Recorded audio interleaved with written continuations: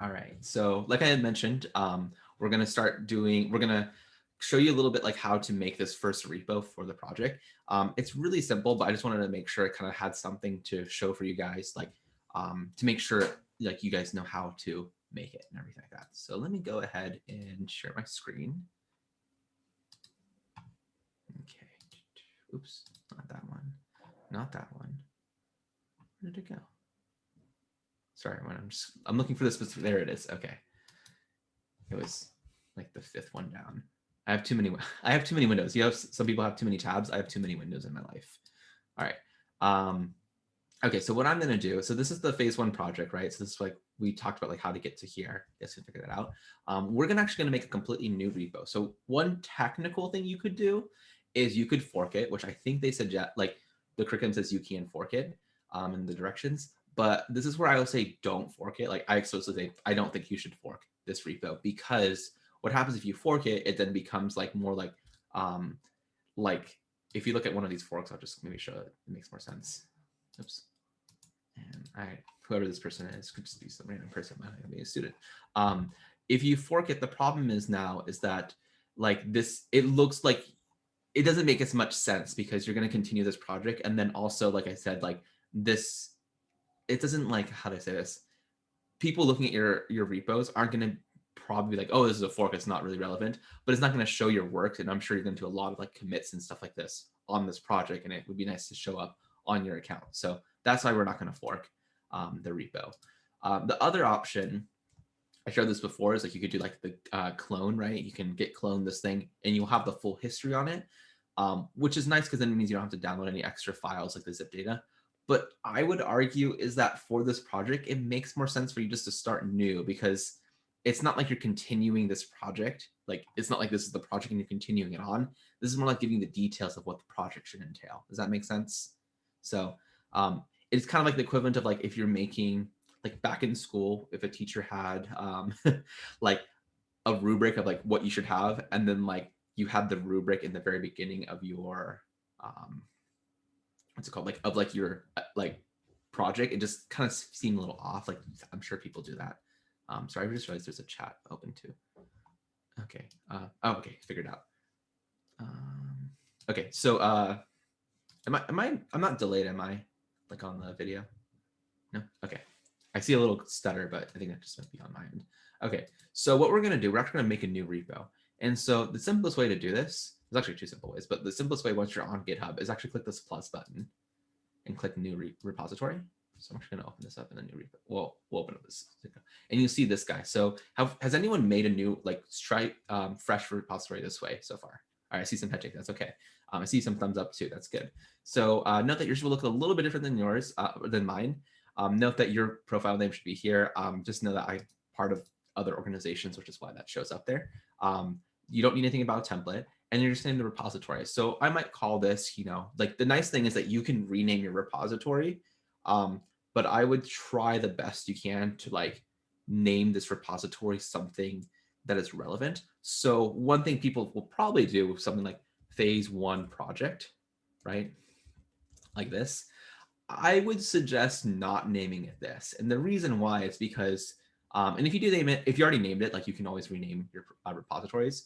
The reason why I say not naming it phase one project, because it's not really descriptive for someone who's not part of Flatiron, which is kind of like this, kind of like your portfolio thing. So I'd probably say like, movie analysis, like something like that, like you can figure out what you want to do, but like something's a little more descriptive. And then, if you get the description, you can always add to the description later on, but like, I could put like, oh, Flatiron phase one project on exploring movie data sets. Okay, and you can change how that's phrased, but that's the one way you can do this too. One thing I like to do in my description is, because I'm starting off, so I'm going back to, let me just kind of go back to the phase one project. Yeah. So one thing I like to do is like, if this is where I got like the start of this project, so I've done a few things like this, like not the Flatiron, but other things. I like to like just link in the description, like original, like say description of project, like that. And that way, if someone really cares, they can look at that and stuff like that, and it's in the description. Keep it public. Like you can work, like I'd say you can keep it private while you work on it, like that's fine, but there's no harm in making it public as well, as long as you're not putting anything like API keys and stuff like that. The other reason why you can put it public is that it's easy for us to share and stuff like that. So if you wanted some other student or myself to look at it, you need to make it private, or sorry, public, so we can view it, right? Cool. And then you'll see these few things here, like add a readme, add a git ignore. I'm actually like, you can do this and this will count as your first commit, but I'm going to skip this part. But if you do this part, just know that you would just already have a commit made when you make this repository, and you would just do a git clone. But we're going to skip this part because we're going to manually do these things. Okay. So just know you can check these if you want to. So now just click create repository. I guess before I click this, does that all make sense so far? Pretty simple stuff, right? Okay. Yeah, we've all used computers before, so not hard to follow along. All right, so now you make a new repository. So now you can see here, and I'll share this in the chat link right now, is this is my repository, and it's public, so you guys can access it too. And you'll see that it's empty. There's nothing in it right now, right? So this is where, like, if you have an empty repository, it kind of shows you a little bit what you can do.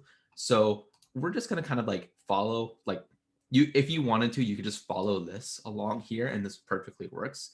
But we're gonna do something a little bit different, just to kind of like show you, like, it doesn't have to follow this exact thing. But if you literally just copied and paste this guy like into your terminal, right, and just did this, like, you would have a full repo working and everything like that. But I'm going to show you if you didn't do that. So the first thing I'm going to do is I'm just going to go, I'm going to make, I'm going to put a terminal here so I don't have to open up a new window. So I have a terminal, right? I don't know if you guys knew you could do that, but you can. So just to make sure I'm in the right place, so you can see I'm actually not. So I'm going to go into CD. I'm going to make a new directory called make directory. Actually thinking about this. Maybe I don't do that. No, that's fine. Okay. Make directory. Oh no, because I'm sorry. I don't want to do this because I realize this is a repo right now, and I'm going to do some weird stuff like if I have a repo within a repo. So I'm actually going to make a new Jupyter notebook. I'm trying to think how I want to do this. So I'm doing this. I know you guys can only see this window, but I'm just opening up my terminal now and opening up a new Jupyter notebook. So let me go up one level. There we go. And let's do it here. Jupyter notebook. There we go. Okay, so I just started a new Jupyter notebook, just one level up, so it's not a repository. So I'm gonna make a new terminal here. And so, you know, you guys can use Git Bash or terminal, whatever you have, right? I'm just doing it within Jupyter Notebook, so you can make your own notebook. So just know that that's where, like, I was earlier in here. So I'm just gonna make a directory called, what do I want to call this? I want to call it movie analysis.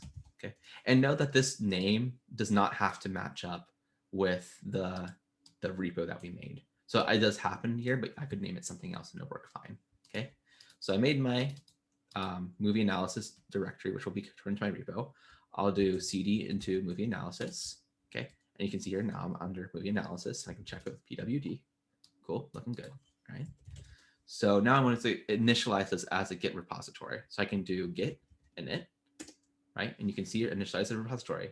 In this case, if I do a git status, you should see there's nothing on there, but you can see that there's in there. In fact, if I do git log, which gives you the history, you see that the history, there's nothing in there right now, right? So the first thing is that, like, if you use the basics of Git, this will actually make a master. One thing I would say, it doesn't really matter too much, but it's kind of nice to rename, what's it called? Like, not using master is kind of considered like a little bit outdated. The more terminologies are using main.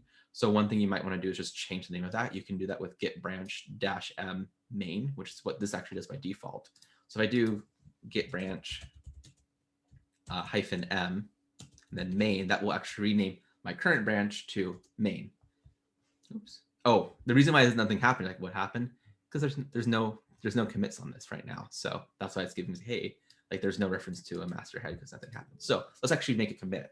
So you'll see here, like, there's nothing in this folder, right? There's nothing in this directory. So the first thing I might want to do is actually make a readme. So this is where, like, depending how comfortable, I'm not going to do all in terminal because I know most people are not comfortable with that. I'm going to go back here and you can see my movie analysis. And I might say something like make a new text file. So you can make a new text file. You see untitled.txt, and you go back here. You can see now there's a new file in here. And just to kind of prove my point, you can do ls. You can see there's a file in there.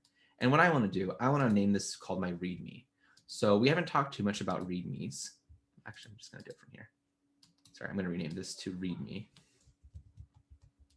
And then do .md. MD stands for markdown. So it's a markdown file. So what my readme is going to be here is the thing that's going to be like my front page of my repository. So when someone goes to my repository page, they'll see like the readme first. Okay, that's what we see when we actually load up a repository. So actually making a file here, I'm going to make a commit right now. Because if I look here, you'll see there's a readme. And if I do git status, you'll see there's an untracked file, readme. So I'm going to add that file right now. It's an empty file, but that's okay. So I do git add. Question. Oh yeah, go ahead, Simon. Sorry to break you. I got a little confused with the Git branch here. Oh, this one right here? Yeah, because since this is a new repo, right? So why do you have to do the branch? Oh, this is just saying git branch, and then it's saying what do you want to do with git branch? You want to rename it to a different name. That's what this is doing. So are you asking like why should I rename it, or? Yeah, do we? Okay, if you don't want to rename, then we don't have to do branch. You don't have to. Yeah, if you didn't want to rename it, you didn't have. You could skip this part. You can technically in Git. I think it's in Git version 2.28, 1.2.8. In the current version of Git, you can actually change what your default branch will be, and you can say, oh, I don't want to use the name master. I can use the main or whatever. And the reason why I said that is just because it just it's, how do I say this? It is considered like better practice now not to use master for connotation reasons. So that's kind of like why you might want to change it. Just like, oh, like if you have master, like I don't think it's going to be a huge deal necessarily, but I think it kind of shows like, oh, you're kind of aware, or at the very least you copied this code and like ran this file. But you don't have to do it if you really don't want to. Yeah. Cool. Does that answer your question, Simon? Okay, cool. All right, so let me go ahead then. I have this file. I'm just going to add the empty file, git add readme, git add, right? I do git status. We can see now it's ready, right, to be committed. This is in the staging area. So then what I do now, I'm going to do git commit. And then I'm going to do -m, right, my message. And my message is going to be like, say created readme md. So I'm just doing a little description of what happens here. So git commit, and now if I do git log, you should see now I have actual commit, right? At this point, if you wanted to rename your branch to get to main, you can do git branch -m main, right? So then I have main here. So I'm going to do that because I like keeping my branches main. So all right, so cool. We got everything in there. We got our first commit. Now we got to connect our repo that's on our local computer to GitHub. And again, this is where like I'll kind of go back a little bit, is that basically what we just did was this. Like we literally did all these things. We just did it in a slightly different order to what we're doing. But hopefully you guys all followed, like, me initializing the GitHub repo, me creating a file called readme, right? And then adding it and then committing it, right? And then I also renamed the branch. So everyone followed along on that? Cool. Okay, so even though you used add, you didn't create the readme text. Right. Yeah. In this case, how do I say this? I like this step right here creates a README file, like creates a file called readme.md with movie analysis in it. Like that's kind of like what it's going on here. What I just did is I just made a new file on Jupyter Notebook with text file and named that. But yeah, after that, like pretty much all these steps is like literally what I just did. And git add is adding that commit, right? So cool. All right. So now I got to connect it, right? And I can use git. What I usually do is just literally go right here. Like, all right, let me just copy and paste this. So git remote add origin git at github.com. This guy's saying this whole long thing, and that's because I'm using SSH too. So you might have something slightly different than this, especially with your username. So I'm just going to copy this part in here. And what this is doing, this is adding the remote now. So if I do, just to kind of confirm that change, -v, you can see now when I do that origin, it's going to connect it to essentially my GitHub here. And so next step after that is to actually do a push, right? So note that even though I did all these commits, right, or I did that one commit, nothing's changed because I haven't pushed it up. So I got to do a git push, but note that you have to do -u origin main. And this -u sets up the upstream. You only have to do this once, and then after you do this once, you don't have to set up the upstream anymore. So I'll do git push, and then usually if I've already had it created, I can just do git push and not worry about it. But I have to be specific because it's my first time doing this here. If you do -u, origin is my connection, and then main is my branch. Remember, I renamed it to main. So git push this one. I think it's going to actually ask for my password. Maybe not. Oh no, I'm already authenticated, so I think I'm good. Cool. So this might also ask for your password, just for the record. Then you just put in your password. And note that in terminal, in general, if you ask for your password, it doesn't show up, right? Like it won't show any characters. It just automatically hides it. So note that sometimes people get confused with their typing. It's like nothing's showing up. It's because it's just not showing you what you're typing. Okay. So cool. So the origin is that the Jupyter notebook file? The origin is the connection. The origin basically is the remote connection. So that's where this is right here. Basically, the origin is when I do git push, it's saying, all right, it's saying push my commit, which is the README file, but it's saying push it up to where? Where should I push it up to? And this way I have to specify the first time, oh, push it up to origin, which is this URL. And then I'm specifying what branch am I pushing. In this case, I'm pushing the main, like I'm pushing it to the main branch. So basically you have two branches there, right? No. If I do git branch, just to show you, like it will list the branches. I only have main, and that's because I renamed my master branch to main branch, but it's the same branch. Okay. Yeah. So just to prove my point, right? I could do git branch -m like, I don't know, Victor. And you can see here now, if I do git branch, you'll see there's still only one branch, but it's not called Victor. And it's still got my history if I do git log. So I just renamed that branch with this command. Does that make sense? Becky, yeah. So before you do the origin, git push -u origin main, where do your commits go? Do they just go locally? And then after you do that git push origin, it's all connected automatically? Right, yeah, that's what this, so like before I did a push, it's just all local, right? Nothing's changed. And you can see here, like, I can show a little bit maybe when we make some more commits, but when I do the git push and then -u origin main, that is pushing all my commits from my local up to GitHub. And so now, if I refresh the page, you should see there's my first commit. In fact, there's my README, and I have one commit. Make sense? Yeah, Awesome. thanks. No problem. Yeah, so, okay, and just for the record, I did rename it back to main, so we don't get any weird stuff going on here. Okay, so that's kind of like how you would set up your repository, like just initially. Like I said, if you made your repo, like, and just copy and paste that first section, like, oh, just copy this chunk of code and put that in the terminal, it would effectively do the same thing. So that's kind of like what you can do. This README, we'll talk more about this. I think we'll talk about this more on Friday on the first study group about like what goes into README, what this looks like. But just know for this now, like your README essentially is kind of like your front page of like what, you know, is going on in your project. Okay, cool. So like, all right, we got this set up. Like, okay, now I got to actually like put like, let's say, for example, I want to start doing stuff, right? So I might, for example, now do Python 3. So I'm going to go back to my Jupyter notebook and just create a Jupyter, I'll create a notebook, right? My Python notebook. So there we go. I have an extension, by the way, that just adds the table of contents automatically. But now I have this untitled, and I might just call this, I'm just call it movie analysis. So ideally, you should name this something that's not like untitled, because then it means like you took a little bit of extra effort than just leaving it untitled, right? So now it's like, all right, I got a file here. And I have to say, you know, I'm going to change this over to Markdown style, right? And I can use Markdown style, for example. Like, okay, let me use as a heading. My first heading is going to be, you know, movie analysis. Oops. There we go. Okay.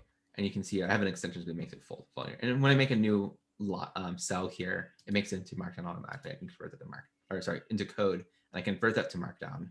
And I might do something like a description here. So I might say, hypothetical situation, or I'm gonna say business problem, something like that. Microsoft wants to build or wants to start a movie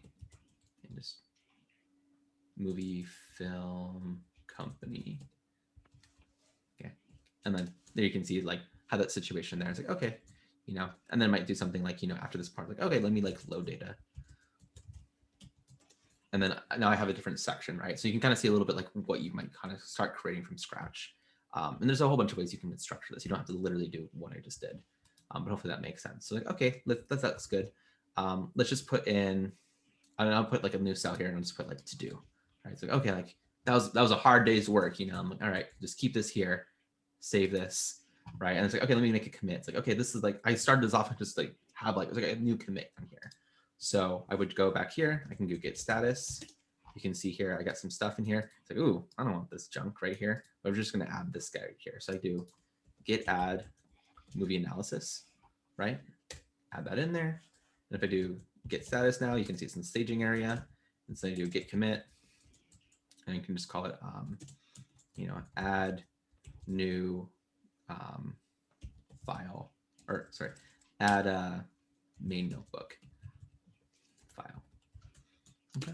So then if I look at git log now, you can see here is I have 2 commits. This is my most recent commit. And note that right here, there's a little difference. You can see origin main, and this is head to main. This is my local branch, this main. This is the origin. So right now I have 2 commits on my local computer, kind of like what Becky was kind of like saying, like, oh, it's not synced up yet. And my GitHub repo only has 1 commit. And you can see, like, just to prove my point, refreshing it, there's only 1 commit there. So now if I want to push it up there, I can do, git push, right? And then push my commits up. Make sense?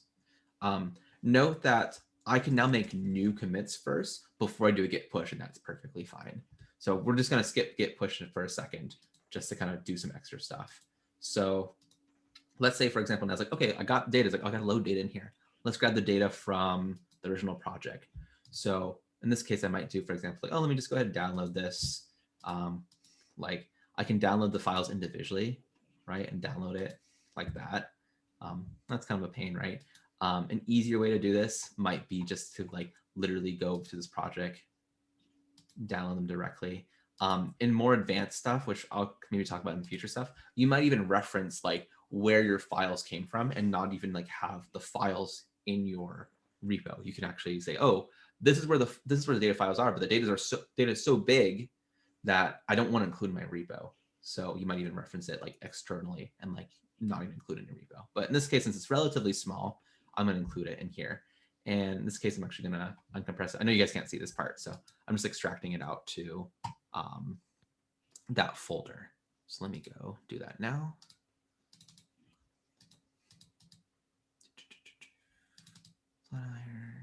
Lessons, movie analysis, there we go. And I'm actually going to create, so you guys can't see this right now, but I'm actually making a new, well, I'll do it on here, I guess. I'm going to make a new folder. I'm going to just call this data. So the reason, this is actually a really nice thing to do because then you know that your data is in there and you don't have to worry about where else it is. So I can go do here, and then I'm going to extract the data into here.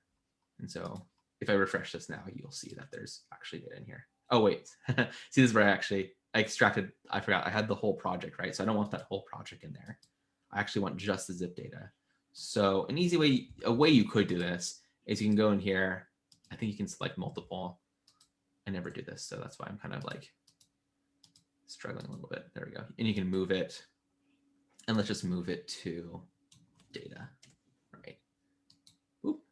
All right, so then you can see all my data just got moved, and you can see here, okay, there's all the CSV stuff. I don't need this extra stuff that was from the original project, so I'm just gonna go delete this. Okay. Does that make sense to everyone what I just did? Okay, yeah, I downloaded the whole project, the whole repo, the original repo instructions, and I'm just getting all the data from here. I'm sure you guys can figure it out however you want to do it, but I was just showing it since we have this here. All right, so cool. I got all the data in here, And let's just go ahead and like say, okay, let me just load some data in here. So let's do, let's actually do some imports. So I'm actually gonna import up here.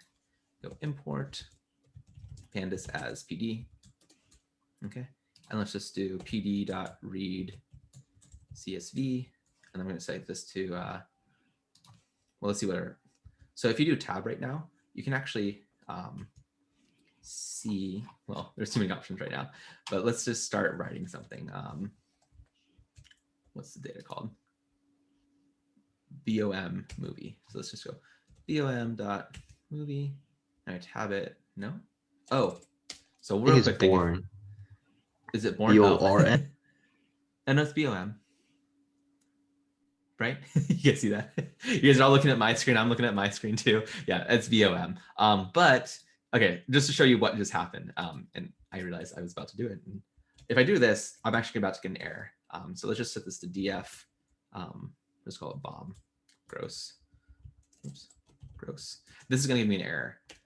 File not found. Why isn't the file not found? Because it needs to be in data. So we can actually say data here first. And now it loads. And now we can see, for example, if I do, I'll just put this underneath here because I like doing it right after I load it because then I can see exactly what's going on. And you can see, okay, cool. I got some data in here. All right. So let's say you can, cool. Another hard day of work, like, 2 lines of code. Sweet. Let's save that right here. And I'm going to make a commit now. So, okay, let's go back to my terminal. I'm going to just clear this out so it's a little bit easier for us to see. I'm going to get rid of those status. Okay. Get status. See, okay, cool. I got some stuff in here. I made some changes to IMPB. Nice. All right. I got some data in here too. It's like, okay, I actually want to include that. So let me go ahead and do git add data. Right. That's all the data files. And let's see, it's going to add because there's a few files in there. So, okay, cool. And let's do git add movie analysis, right? So the idea here is I'm adding multiple files together as one logical commit. Like I loaded the data, or I downloaded the data, made a data folder, and I also am loading that data. So that's why I'm saving together. I'm going to git commit. Oops, sorry, that's a habit of mine. -m. And you can then say, okay, like I say, add, let's say load data for analysis. And you can do that. If you wanted to do something a little more complicated than that, you can actually do git commit right here without the -m. And you can actually enter in a new commit message. So what this might look like, you might say, okay, like load data for analysis. Oops. For analysis. And usually the general rule is like this should not be more than 50 characters long. Okay. And then you can actually like have a little indent and then do something like, add data files. Oops. Files. And I might say load data in notebook. Okay. So this is kind of the idea here is that this is like the main thing that happened. And then you might add some extra details in here. And you can do this however you want. So if you set a default editor, this will open up in like a new editor. But since my default is Vim, it just opened up in Vim. So just know that yours will look a little bit different. But you could do that way instead of doing the -m. So you can see here, if I do git status now, it's in the staging area. Or sorry, it's already committed, so it's all done. If I do git log, you can see I have 2 commits. And again, you can see here's my main. This is my local branch, right? This main. This right here is saying, hey, the stuff on GitHub still, if I go back to GitHub and refresh it, you can still see there's only 1 commit because I haven't pushed. So now if I do git push, and note that I don't have to put like origin, main, and all that stuff, I can just do git push. You can see it's kind of doing this thing. And because it's a little bit large, this is probably the reason why like you might not want to include large data like in your repo. We'll talk about this in the future because right now it's not too big, so it's not too bad. But you can see I'm uploading. It takes a while for it to obviously compress and actually then upload this. So give it a second. But once this is done, here we go.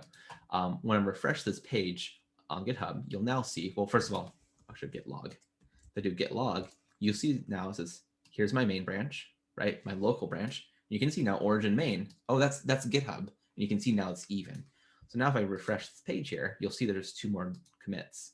See 3 commits, and you can see here's my data, right? All my files. And you can see my notebook. In fact, if I open up this notebook, GitHub should render it. GitHub takes a while apparently. but it should render and you would see my notebook, right? And you could look at that. I don't know why it's doing this.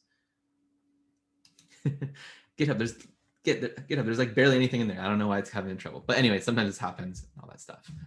But cool. Does that make sense to people? All those steps? Cool. Any questions at all? I don't know. Once your data's there, it won't take that long each time, right? Yeah. So now if for the record, like let's say, let's go to movie analysis. Let's say I do some new thing like let's add some new data right here. Let's just call df equals pd dot read csv. And let's do data slash, and if I hit tab now, this is nice. It actually shows me all the files that are in there. So I was like, okay, let me do IMDb, title was this one, and do df.head. And like, okay, that looks cool, right? Another hard day's work. Whew, working really hard today. So you get status, get add, movie analysis, get commit, and habits. Muscle memory. You guys normally want add a dash s for the record. And can add new data load. Okay, and then I can do get push, and then watch how quick this goes. Should be relatively quick as long as my internet's pretty good. So you can see it's a lot quicker than it was before because it's not up. It only uploads the changes. Yeah. Okay. Cool. All right. Awesome. But yeah, from there, just keep doing your thing. One thing I'd suggest is as you kind of work on this project, don't like to make sure, because the problem is you can like run things out of order, which can really mess you up. Like imagine you have large, like hundreds of cells, right? And you run things out of order, it might have some effect. A good thing to do, like I personally, like about every 30-ish minutes to an hour, what I'll literally do is just do kernel restart. I'll just like restart the kernel. And then what happens now, if I run code, it's going to run as if like it doesn't remember anything I ran. So if I run this again, you can see here, it's like 1, 2. You can see how like it's now a new stuff. A really easy way to do is like, okay, like that's a lot of work. Like I don't want to do shift enter, shift enter, shift enter all the way through. You can just do restart and run all. And it'll restart the kernel and then run everything that you have. So that's really convenient. For the record, if you want things to run, like it's like, oh, I only want to run this stuff. So like say I do a restart, but like I have some new things down here that I don't want to run yet because I'm kind of playing around with it. I might do a kernel restart. And then I'm just going to run all kernel run all above. So, cell run all above. And it will only run the stuff that's above that part. So it's kind of a convenient way if you like have some stuff that you're working on and you're like, I don't want it to run this because I know it's going to error out or do something funky. Just run this stuff above. Okay. Yeah. So that's kind of from there. You guys can get started and doing the project and all that stuff. Yeah. Any questions at all? I have a question, please. You go ahead.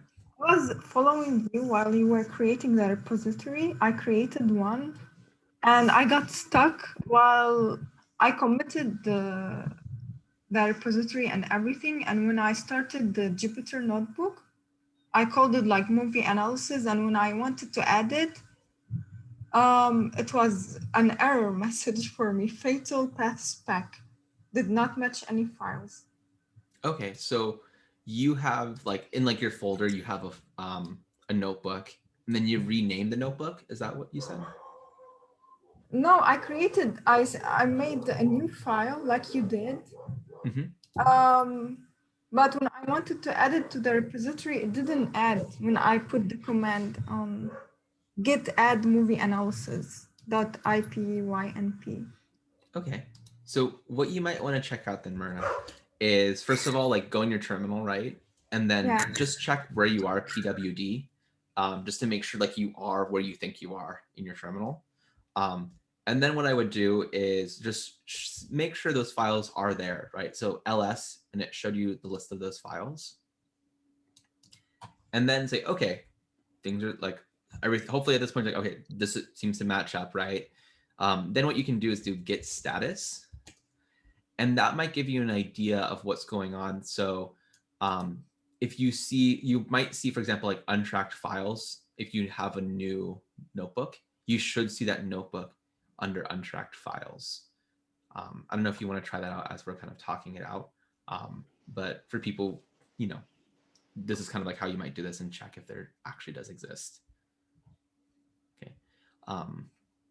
Yeah, Myrna, I don't know if you are doing it right now. But you can check that. So like assuming that it does untrack there, you should be able to do git add and just make sure you have the specific like exact right name. I think if you try doing git add something that doesn't exist like this, you should get this. So it might just be maybe it's a typo, or what might happen, for example, let's just pretend real quick I made a new file in this folder, so I call it untitled. When I do git status, you'll see there's a new a folder right here. If I do git add untitled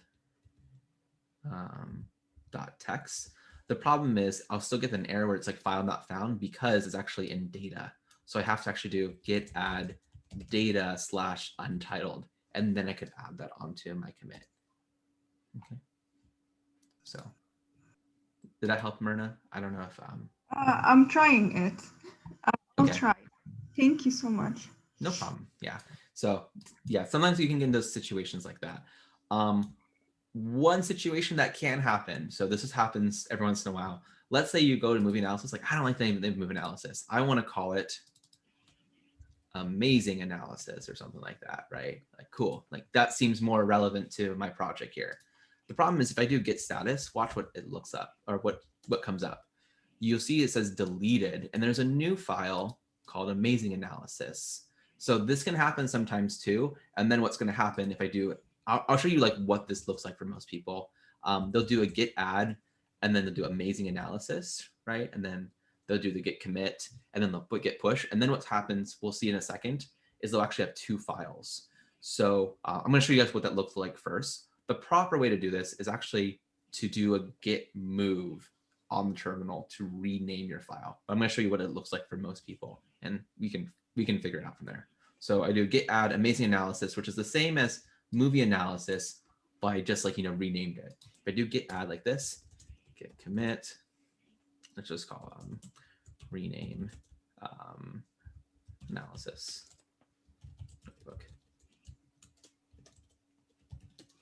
If I go now to my repo here, instead of having one file, you'll see that I have actually two files now, right? And that's because Git only looks at changes and stuff. And so in Git's mind, what happened is that it looks like you deleted a file, which was the movie analysis, but then add that into your commit, and then created a new file called amazing analysis and added that in.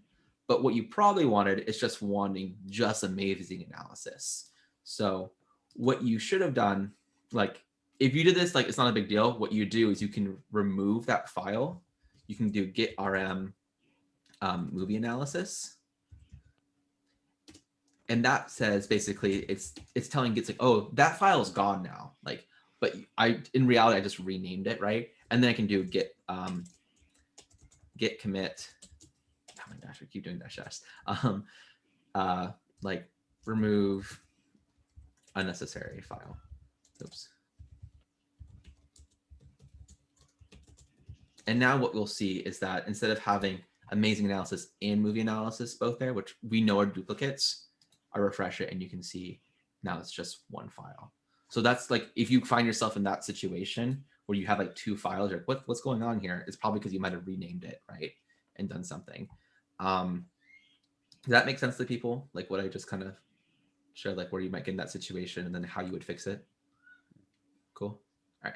So then you ask me, but Victor, what if I didn't want to do those steps? Like that seems like that, like you said, like there's a better way to do this. So what you can do, you can actually use git mv, and this is actually like just like move, like renaming things. So I can rename this now. Let's say amazing analysis, and I'm going to call it like the best analysis. Okay, so something like that. And what this is going to do is going to tell Git like, oh, hey, what you're going to do, whatever amazing analysis, we're just renaming it to the best analysis, and that's going to be added as a commit. So now if I do this, if I get status, you now should see, oh, rename. So it's like, oh, it's renaming this analysis, amazing analysis, to the best analysis.ipnb. That makes sense to people? Okay, so then I can do a git commit. Remember, everything in green here is now being ready to be committed. So I'm going to say rename to the best analysis. Okay, and then if I do a git push, then you should see is that there won't be 2 files, so it'll only be 1 file, which will be, oops, it's still loading. There you go, the best analysis. Okay, that makes sense to people? Cool, all right. So I'm trying to think of other things that you might come across that like might mess you up. So one thing you might do is like, oh, look, I can add a README here. So, oh, I have my README here. Let me just go ahead, like click on this or, edit it. So you can actually edit directly on GitHub here. So let's say edit directly. It's like, oh, let me go ahead and say, hello, right? That's not really relevant, but you can see it will show up. And I'm just going to do a commit right here. So you can see I added the file, added hello, and I'll say, update README. And I commit. Okay, made a commit. Cool, looking pretty good, right? So there's an issue with this. So now what happens is that if I look at my Git, so if I look at on GitHub and look at my commits, you'll see that my commit history has an update README here. If I look at git log here, you see my last commit actually is renamed to the best analysis, which is actually 1 commit behind. You see that? So here's what you can happen is that usually, oh, I made this edit on GitHub, right? On GitHub, I added this thing, I changed something on there. You won't have that change right now. So if you actually try to commit here, you can get into something called a merge conflict. And basically it just means that like when GitHub repo and your local repo, if they have 2 conflicting changes, you get a merge conflict when you do a git push, because there's something different that cannot be resolved. So imagine, for example, I have hello here, but let's say I added something in my README and I put something like, analysis. Well, it doesn't know which one should it keep. Should it keep analysis or should it keep, hello? And there's going to be a merge conflict. So to avoid that, if you do any changes, like there's some ways we can fix those merge conflicts, which I'm not going to get into because that's a whole other like set of things to talk about. But but to avoid this, just make sure you do a git pull first. And what this is kind of like the opposite of git push, where git push I'm taking from my local and pushing it onto GitHub. Git pull, I'm taking the stuff that's on GitHub and pulling it down onto my local. Does that make sense to people? Okay, so I do git pull now. What you'll see is that it'll actually pull in some changes, and you can see, oh, there's actually a change here. And now if I actually look at my README file, you'll see, well, I have to refresh this. You can see now there's a hello. And now you'll see too, is if I do git log, I have that update README. In fact, it should now be matched up with the origin, which is on GitHub. Okay. Makes sense? So make sure you do that if you do make changes on here. My rule is like, try not to when you're first starting off, try to just use like your local, don't go back and forth because it can be very confusing. You can technically like add files onto here, but if you're not careful, you can accidentally like cause these merge conflicts, which can be a real pain. And that's when people go message me saying, Victor, something's wrong. Like I'm in a merge conflict, which is what you should do. Like message out, like, hey, I'm merge conflict. But then we got to like take the time to like untangle a mess of like issues and stuff like that. Okay, cool. Yeah, that's kind of like the main stuff I really want to make sure you guys understand how to create and stuff. And we'll be using Git throughout the whole course, or like the whole course, but definitely the project too. If you come across specific issues, like, like just like Myrna, like, hey, I had this issue, like share it on Slack, right? Because first of all, I'm more likely to see it if it's on Slack. Sometimes I miss people's direct messages.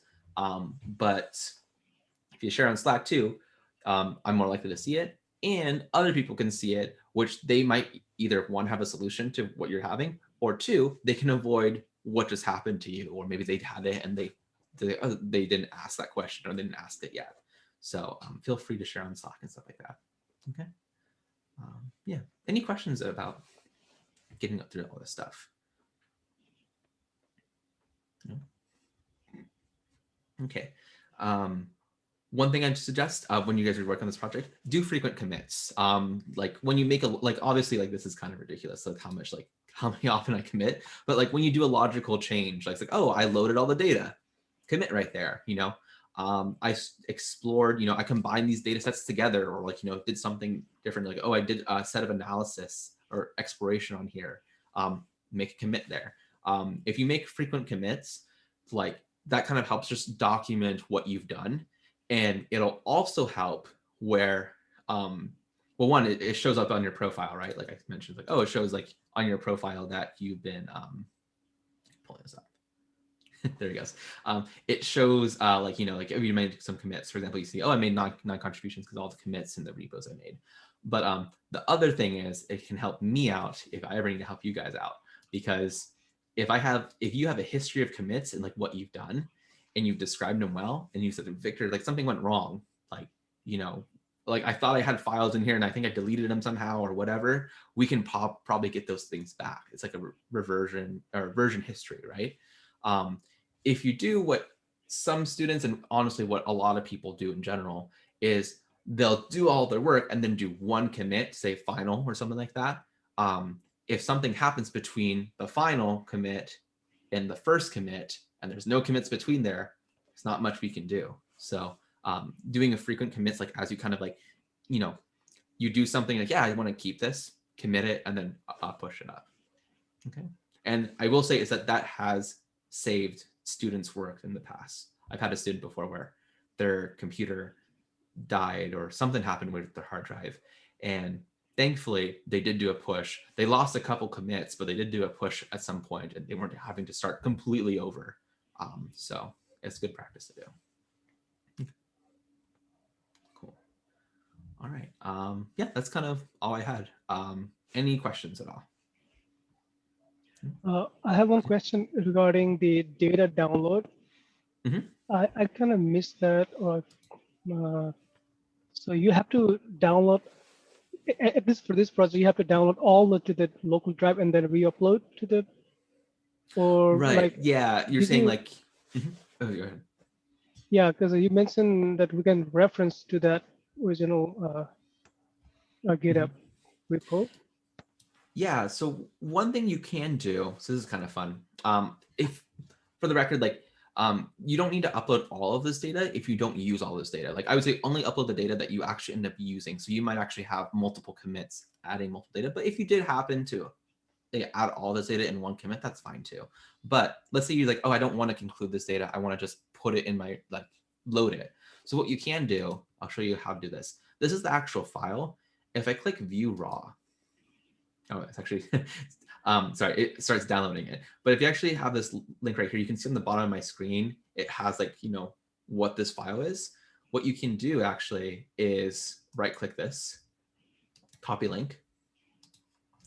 And then instead of replacing it with like an actual file, you can actually put in, I think this will work fine.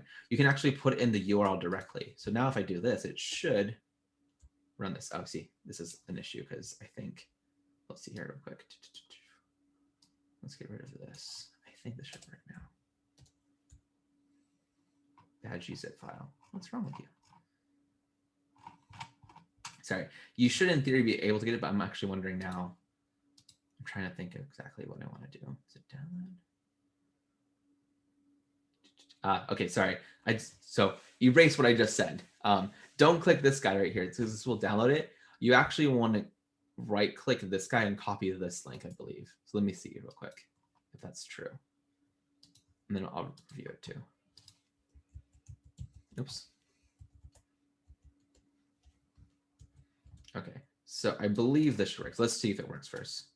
There we go. Okay, so the way you would do this is that this file exists already on GitHub somewhere else, right? And so what I can do is actually just say, hey, this file exists at this URL. And you can see on the bottom of my screen, it says like /raw/master/bom.moviegross.csv.gz. I can copy this link right here and just include this in my notebook directly. And what's nice about that is that then I don't have to worry about uploading the data, you know, like to my repo. I have the reference to the data directly on here. Some disadvantages of this is that if this is a very large file for your own sake, this might mean that it has to download that whole file first and then load into Pandas, right? So if this file is like 10 gigabytes large, you probably won't want to do this, right? But you might, for example, be able to use this now and say, hey, like this is where you can get the file. So we'll talk about this in future projects because it's not necessary for this one. But what you can do is have like a notebook or a section that downloads these files.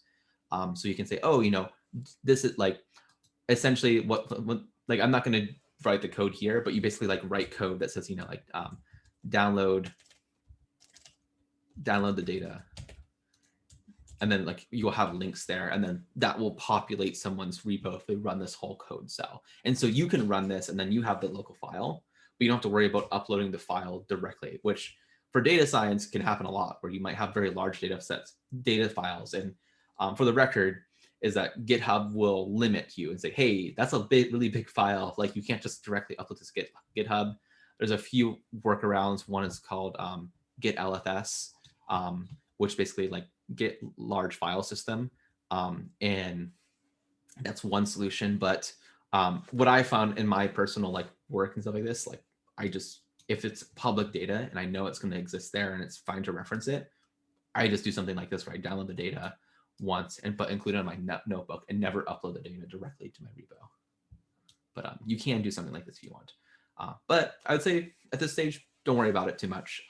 If you think that's kind of cool, you can do that. Just make sure you kind of like document that. But I think it's probably going to be more relevant for you all like to download that data, add that into your repo, and then load the file directly versus like referencing it externally. Okay. Cool. That all makes sense, people?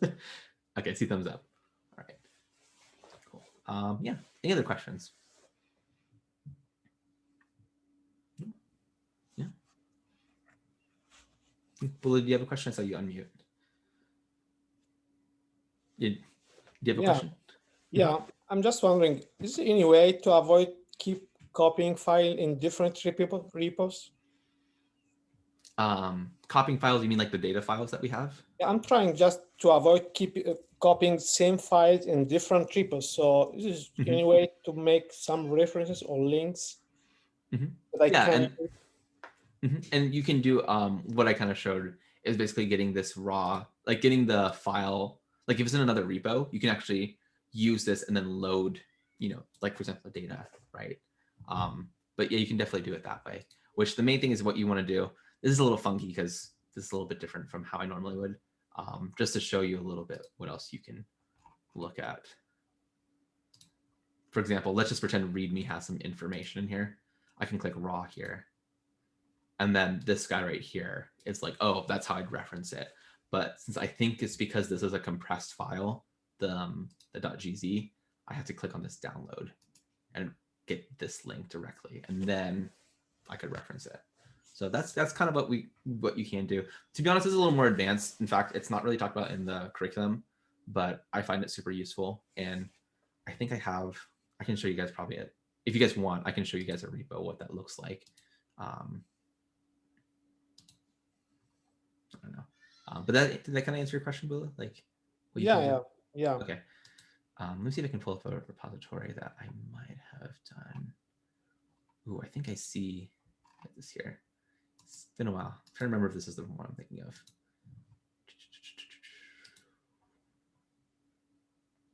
Of course, it's going to take a while. I use this extension to open it up somewhere else. Okay, so like I think this is one.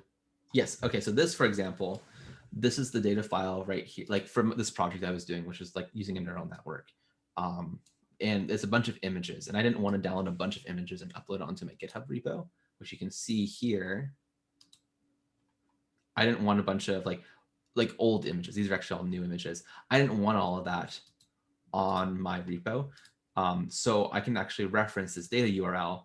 And then this is the code that basically, if I run this will actually download and prepare like basically like the data structure of like data/train.p and get all the information from there. And this way I don't have to actually upload that data into my repo. I can say, hey, all the data is in this URL right here, this .zip. And what this code does is like, hey, there's the data, download that data, unzip it, put it in this structure. And then once that's done, it'll keep going. And what this does right here, this is like a little more advanced, is that it's just checking, hey, does that data already exist? If it already exists, don't re-download it. So that's kind of like how you can do this. And what's nice, like I can give this to someone else and I don't have to worry about hosting the files. I just have to make sure that this file exists or this URL exists. So cool. Yep. All right, cool. Well, awesome. Hopefully you guys all found that useful. I know like it's not hard to make a new repo, but I hopefully showed you guys some things that you might come across. And I think that's what I've seen students come across, especially like renaming the file and then having it duplicates of that file. But yeah. Yeah, I don't know. Somehow Git, I found it really, really confusing. Yeah. like working with it, right? Like. Yeah, like to make it first work, like maybe after once you've make it first work, then it becomes natural. But then. Yeah, maybe not. Is that I think I've showed this one already. Like this seems pretty accurate of how I've talked to other people about Git. And I still learn stuff about Git and GitHub all the time. But like everyone's like, oh, Git's really great. And then you usually say, well, how does it work? And you're like, I don't really know. Just like do these commands and it works. That's pretty common across like even software developers, software engineers. Like I've literally heard this like saying things like, I don't know what it does. Just do this. So don't feel bad if you're like, man, Git's breaking my brain, because you're not the only one for sure. But hopefully you guys can kind of follow a little bit like what I was doing. So that way it's a little bit easier to see like how that kind of comes together. And I think once you understand a little bit more of how it works, it's a bit easier to like remember those commands and kind of know what you're doing. But I don't know, it's definitely a challenge. It's like it takes some time to get used to. And even then, hopefully eventually you kind of learn enough that you can feel like you can reproduce it. But you know, there's a whole bunch out there. All right. All right, cool. All right, well, I will stop here. I'll stop here. I realize I'm also still recording, so I'll stop recording here.